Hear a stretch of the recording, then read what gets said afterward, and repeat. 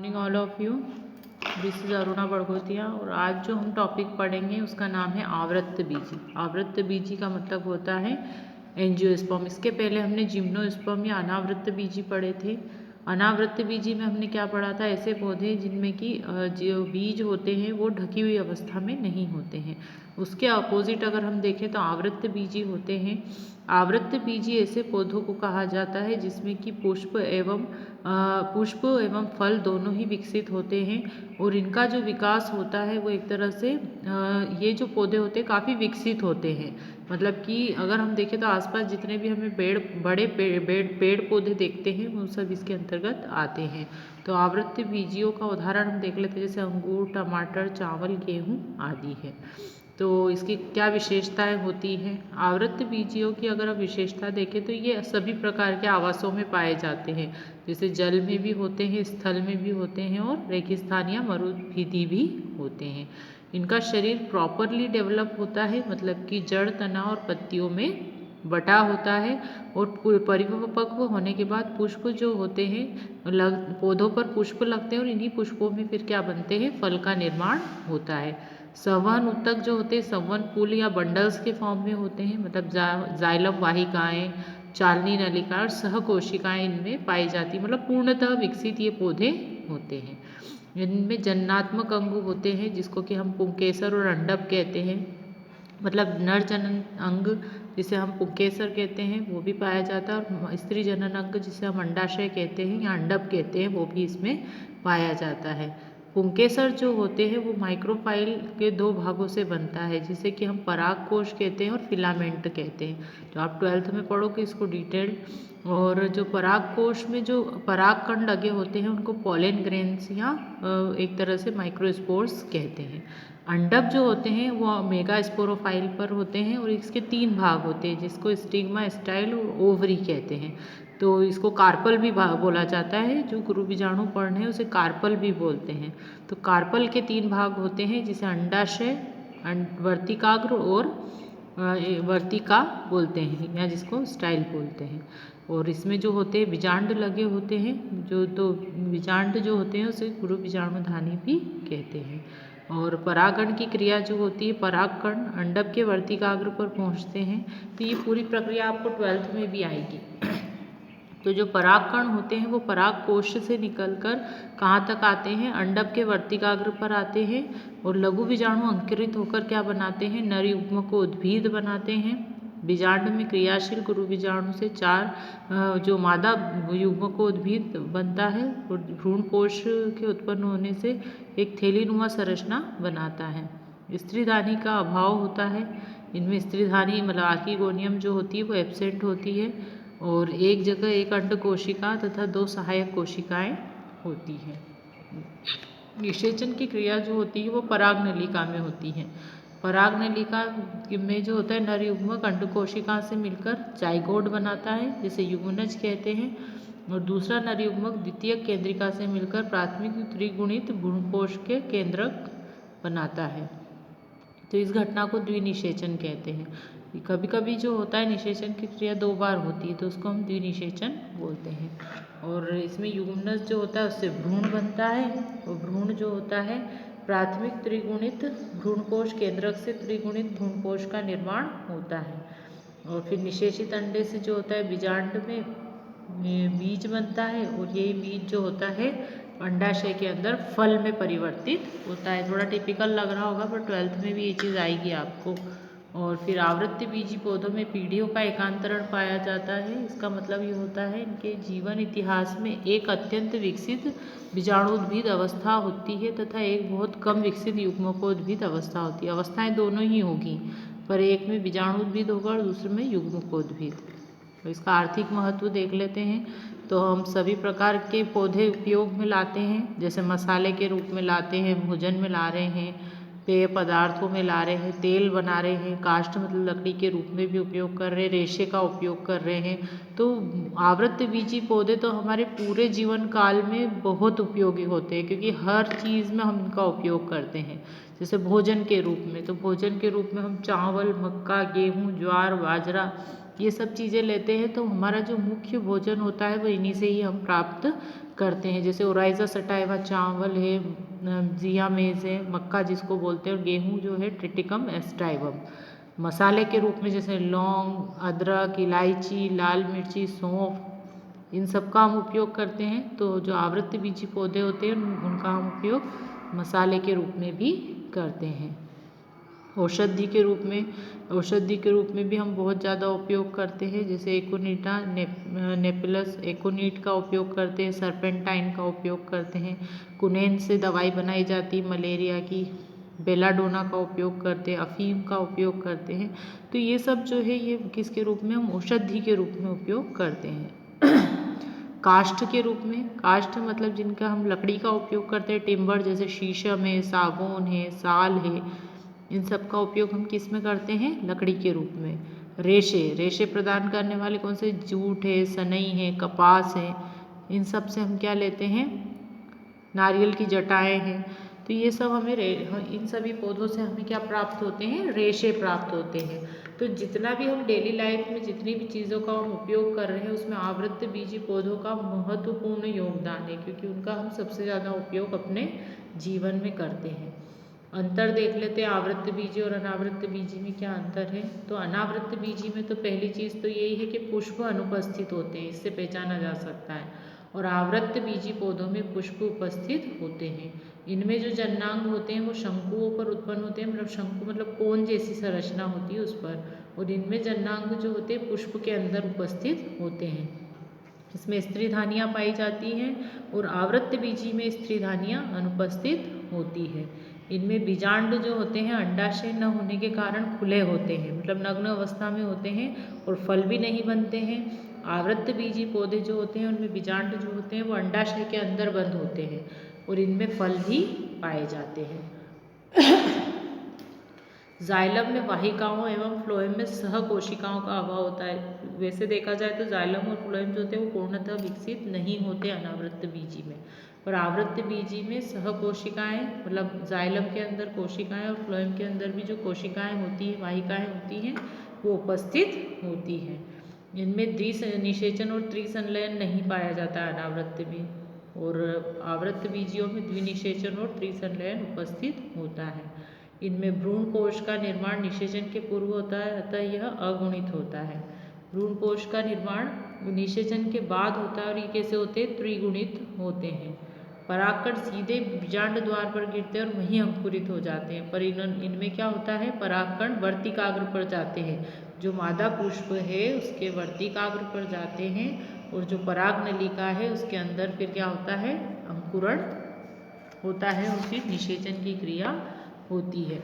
अगर इनको हम डिफरेंसेस देखें तो ये ऐसे दिखते हैं। इसमें जो ओव्यूल्स होते हैं वो बाहर लगे होते हैं जिम्नोस्पर्म्स में, ये मेगास्पोरेंजिया है और ये ओव्यूल्स है। और इसमें कहाँ लगे होते हैं ओव्यूल, ये स्त्रीधानी के अंदर। ये जो है कार्पल है, कार्पल के 3 भाग होते हैं जिसको स्टिग्मा, स्टाइल और ओवरी कहते हैं। तो ओवरी के अंदर बीजांड लगे होते हैं। ये इसका मेगास्पोरोफाइल है। और ये हमारे इधर जो आवृत्तबीजी पौधे हैं उनके फ्रूट रहते हैं, फ्रूट के अंदर जो होते हैं ये बंद होते हैं सीड्स, ये दिख रहे होंगे बीज। और इसमें जो होते हैं सीड जो होते हैं मेगास्पोरेंजियम के अंदर और बाहर की ओर लगे होते हैं, ढकी हुई अवस्था में नहीं होते हैं। वैसे ही अगर पोलन ग्रेन्स देखें तो इनमें पोलन ग्रेन्स ऐसे होते हैं, और हमारे यहाँ पोलन ग्रेन्स जो होते हैं इस तरह से लगे होते हैं ऊपर, अगर आपने फूल देखा हो तो। ओव्यूल जो होते हैं एंडोस्पर्म इस टाइप से होता है इसमें, और हमारे यहाँ एंडोस्पर्म इस तरह से होता है, झुका हुआ होता है और ये अंदर की साइड लगे होते हैं। वुड इसकी कास्ट ऐसी होती है, और हमारे वुड की जो आवृत्तबीज पौधे उनकी कास्ट ऐसी होती है जिसमें वेसल्स पाए जाते हैं। इसमें ट्रैकिड्स होते हैं और पोरस होते हैं, नॉन पोरस होते हैं, मतलब बीच बीच में छेद नहीं होते, और इसमें पोरस होते हैं, मतलब कि बीच के अंदर छेद होते हैं। और ट्रैकिड्स और वेसल्स जो होते हैं वो प्रेजेंट होते हैं, दोनों ही इसमें प्रेजेंट होते हैं। तो ये आवृत्तबीजी और अनावृत्तबीजी में अंतर था। इसमें हम वर्गीकरण देख लेते हैं आवृत्तबीजी और अनावृत्तबीजी में। आवृत्तबीजियों का वर्गीकरण, तो इसका वर्गीकरण सबसे पहले किस पर निर्भर था, पुष्पीय पौधों पर, कि जिनमें पुष्प पाए जाते हैं उनको क्या कहते हैं, आवृत्तबीजी पौधे। कैरोलस लीनियस ने इसको बताया था कि इनको पुष्पीय लक्षणों के आधार पर ही वर्गीकृत किया जाता है। परंतु आगे इनको और ज़्यादा जो है जॉर्ज बेंथम और जोसेफ डाल्टन हुकर ने इनको अलग इनकी प्रकृति के कारण इन्हें अलग भागों में विभाजित किया। तो अगर देखा जाए तो बहुत सारे ऐसे पौधे हैं जिन्होंने आवृत्त बीजियों अनावृत्त बीजियों को भी सम्मिलित किया गया है इसके अंतर्गत। और जो जेनेरा प्लांटेरम जो पुस्तक थी, लैटिन पुस्तक थी, जिसमें इसके बारे में प्रदर्शित किया गया था। तो अगर जनरली अगर देखा जाए तो इनका जो वर्गीकरण है वो पर्ण विन्यास, शिरा विन्यास, पुष्पीय चक्र और बाह्य दलपुंज, पुमंग, जायांग के सदस्यों की संख्या, बीज पत्र कैसे हैं की उपस्थिति और अनुपस्थिति के आधार पर इन्हें 3 भागों में बांटा गया है। तो आवृत्त बीजी जो होते हैं वो 3 भागों में बटे होते हैं, जिसे द्विबीजपत्री, अनावृत्त बीजी और एक बीजपत्री कहते हैं। द्विबीजपत्री का मतलब क्या होता है? अगर आपने चना देखा है तो चने में अगर आप उसको तोड़ के देखोगे तो 2 भाग दिखाई देते हैं, जिसे बोलते हैं द्विबीजपत्री। तो जिनमें 2 बीज पत्र होते हैं उन्हें द्विबीजपत्री कहते हैं। इनके तने में संवहन पुल खुले हुए वलय में उपस्थित होते हैं। और द्विबीजपत्री जैसे चना है तो चने के अंदर जो संवहन पुल होते हैं वो खुले हुए होते हैं, और वलय मतलब कि ऐसे एक रिंग में उपस्थित होते हैं। शिरा विन्यास जाली का रूपी होता है। शिरा विन्यास क्या होता है? जैसे मान लीजिए पत्ती है तो पत्ती के अंदर आपको ऐसी नेट दिखती होगी, बहुत सारी ऐसी नेट टाइप दिखती होगी। तो ये जो नेट दिखती है ये सब क्या होती है? शिरा विन्यास होता है। पुष्प पंचभागी होते हैं, मतलब पुष्प कितने भागों में बटे होते हैं? 5। जड़ में संवहन पुल की संख्या 2 या 6 होती है, 2 से लगाकर 6 तक होती है। ये भी अलग अलग प्रकार के होते हैं, जैसे पॉलीपेटेली। पॉलीपेटेली का मतलब क्या होता है? इसके ऊपर गहेगी।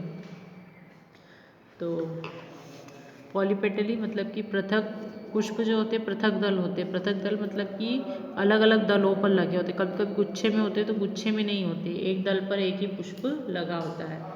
बाह्य दल एवं दल पृथक होता है। बाह्य दल एवं दल क्या होता है ये मैं आपको पुष्प के माध्यम से समझाऊंगी। इससे आगे जो चैप्टर आएगा उसमें आपको ये चीज़ें सीखने को मिलेगी।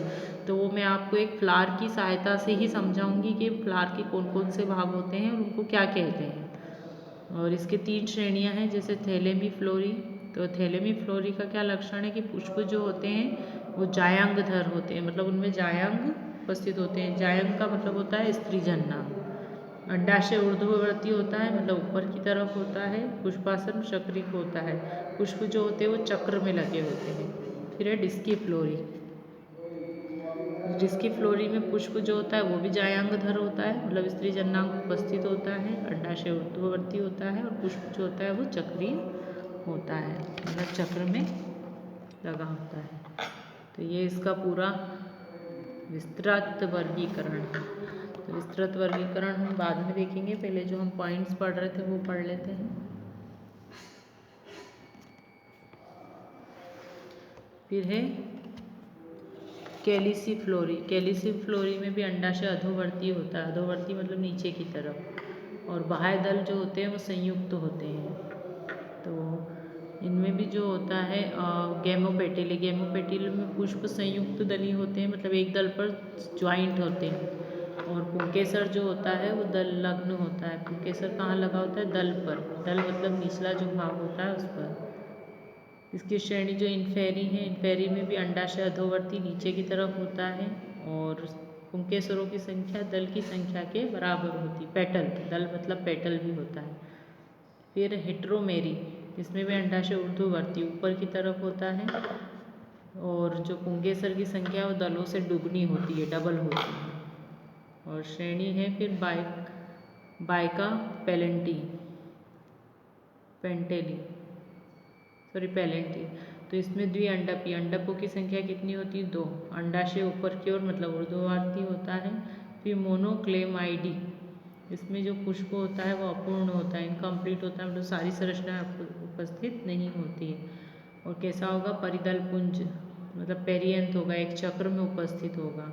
फिर है कर्वेम्ब्री, इसमें बीजांड की संख्या 1 होती है। भ्रूण जो होता है वो मुड़ी हुई अवस्था में होता है। फिर है मल्टी ओव्यूलेटी इक्वेटेसी, इसमें बीजांड की संख्या असंख्य होती है। ये जलीय पौधे होते हैं। और जायंग जो होते हैं युक्ता अंडपी, अंडप जो होते हैं युक्ता मतलब युग्म में उपस्थित होते, संयुक्त रूप से उपस्थित होते हैं। फिर आता है मल्टी ओव्यूलेटी टेरिस्ट्रेसी सिट्रिस, ये स्थलीय पौधे होते हैं और इसमें भी जायंग कैसे होते हैं, संयुक्त रूप से एक साथ उपस्थित होते हैं। फिर माइक्रो एम्ब्री, इसमें भ्रूण जो होते हैं सूक्ष्म होते हैं, भ्रूणकोश गूदेदार होते हैं और बीजांड जो होते हैं प्राय संख्या में एक होते हैं। फिर है डेफनेल्स, डेफनेल्स में अंडाशय की संख्या जो होती है वो एक होती है और एक ही बीजांड होता है। और बाह्य दल जो होते हैं वो असंख्य होते हैं, बाह्य दलों की संख्या बहुत सारी होती है, गुच्छे में लगे होते हैं। फिर है लोरिएसी, तो लोरिएसी में जो होते हैं मतलब लोरिएसी सम्मिलित है इसमें। फिर एक्लेमाइडोस्पोरी, इसमें अंडाशय जो होते हैं वो एक कोष्ठी होते हैं, मतलब अंडाशय में केवल कोष्ठ की संख्या एक ही होती है और बीजांड जो होते हैं वो 1 से 3 तक होते हैं। फिर आते हैं यूनिसेक्युएंस, इसमें भी पुष्प एक लिंगी होते हैं। पुष्प मतलब कैसे होंगे, एक लिंगी, एक ही लिंग पाया जाएगा उसमें। बाह्य दल आभासित होते हैं और अनुपस्थित, मतलब बाह्य दल जो होते हैं वो टूटे हुए होते हैं या ख़त्म हो चुके होते हैं। और इसमें जैसे अनावृत बीजी में बता चुके हैं पहले ही, अनावृत बीजी पढ़ लिया हमने तीनों कुल को, सार्केडेसी, कोनीफेरी और निटेसी, 3 आते हैं इसमें। और बीज जो होते हैं वो ढके हुए अवस्था में नहीं होते हैं। फिर एक बीजपत्री है, तो एक बीजपत्री जो होते हैं उनमें एक बीजपत्र पाया जाता है। तने में संवल्क जो होते हैं वो बंद होते हैं और बिखरे हुए होते हैं। और समानांतर शिरा विन्यास होता है, मतलब कि जैसे आपने गेहूं में देखा होगा, गेहूं में अगर देखोगे आप तो जो पत्तियां होती है उसमें लाइन बनी हुई होती है, उसको समानांतर शिरा विन्यास कहते हैं। पुष्प त्रिभागी होता है, मतलब 3 भागों में बटा होता है। जड़ में संवहन कुल की संख्या 6 से 20 तक हो सकती है। इसकी जो श्रेणियां हैं वो है माइक्रोस्पोरी, माइक्रोस्पोरी में अंडाशय कैसा होता है, अधोवर्ती ऊपर की ओर होता है, परिदल दल के समान होते हैं, बीजांडन्यास पाया जाता है, बीज छोटे एवं बीज की आकार जो होता है वो कैसा होता है, छोटा होता है।